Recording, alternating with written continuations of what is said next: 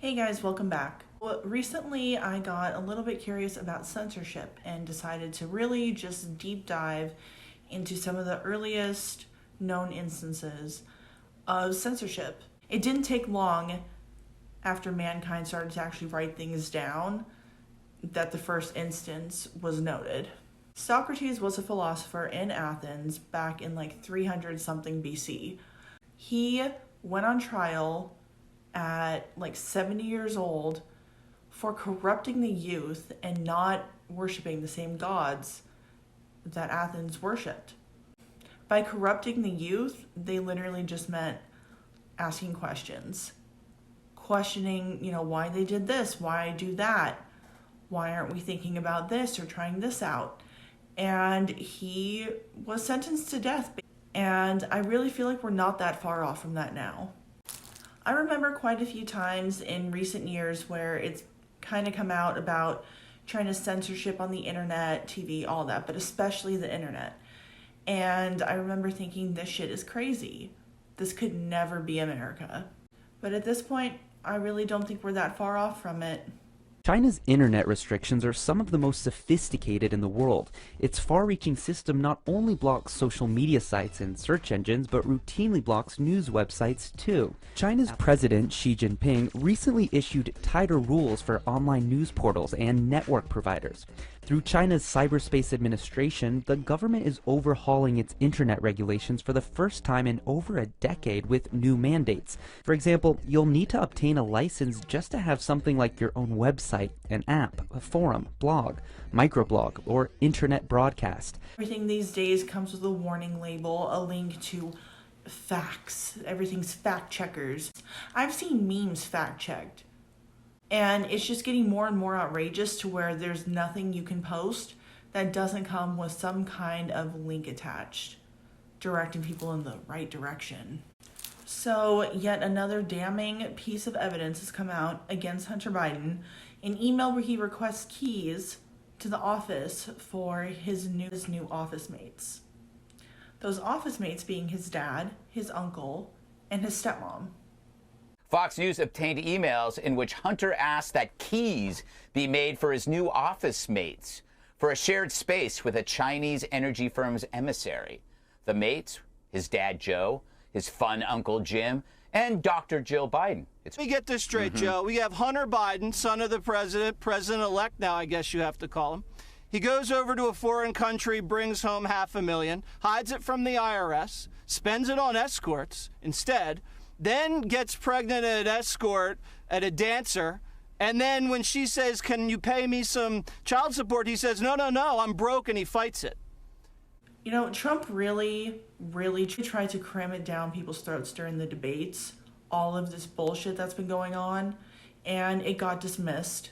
And he didn't have a job until you became vice president. Once you None became of that vice president, is true. he made a fortune in Ukraine, in China, in Moscow, That is simply and various not other places. true. He My made a son, fortune. Quickly, and then His we're son going to move walked on out to with North $1.5 billion Korea. from China to Not manage after true. spending 10 minutes in office and being in Air Force Two, number one. Number two, there's a very strong email talking about your family wanting to make $10 million a year for introductions. President Trump on China policy, though. Joe Biden, I believe, is going to end his term, if he even finishes his term. Most of us, I think, are all on the same page that we don't think he will. But if he does, no matter what, his legacy will be one of the most corrupt politicians probably ever. He's really high up on that list, if not top 3. In the moments where Joe Biden isn't completely fucking senile, he's completely corrupt. There are reasons he's lost races in the past. There's reasons he's dropped out of the presidential race in the past. One of them, I think, was plagiarism, and that happened more than once. No one bothered to air this shit out. If it was any other year, any other candidate, this shit would have all came out, and it would have been crammed down our throats, rightfully so. But because he's this, pathetic-looking old man, the media had to be nice to him. It's as easy as crushing an ant. You know, the...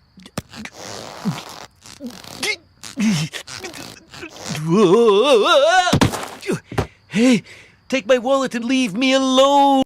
So so many times he has just boldly claimed, me and my son did not talk about his business dealings. I don't know about that. I don't know about anything he does with any of his businesses. And because I never discussed with my son anything having to do with what was going on in Ukraine. That's a fact. But here's the... Today, news broke that Bill Barr has resigned.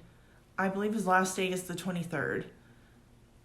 It's all very weird. It's weird to see Trump not rip him apart.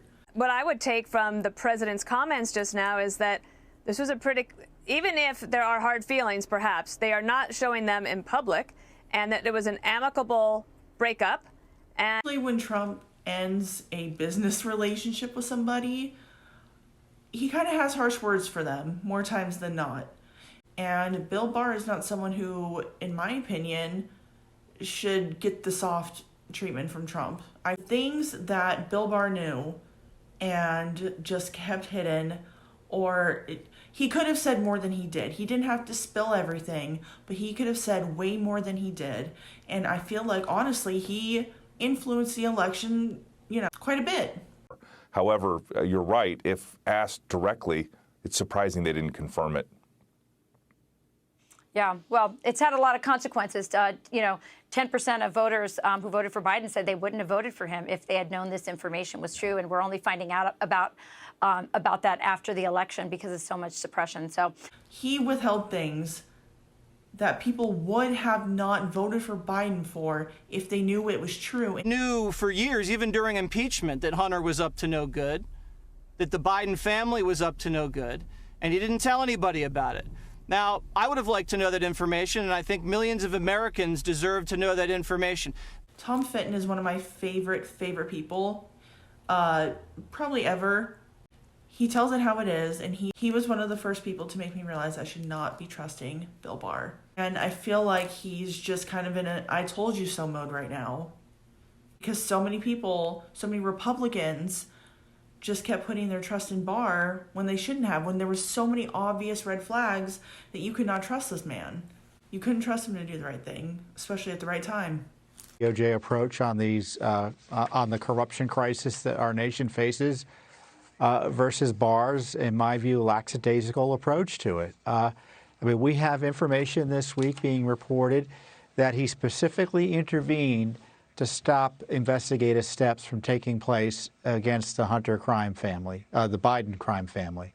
And, that's just not acceptable. It's not acceptable. He protected McCabe. He protected Comey. The Durham investigation is a big fail, as best I can tell. Hillary Clinton got a pass from Barr as well.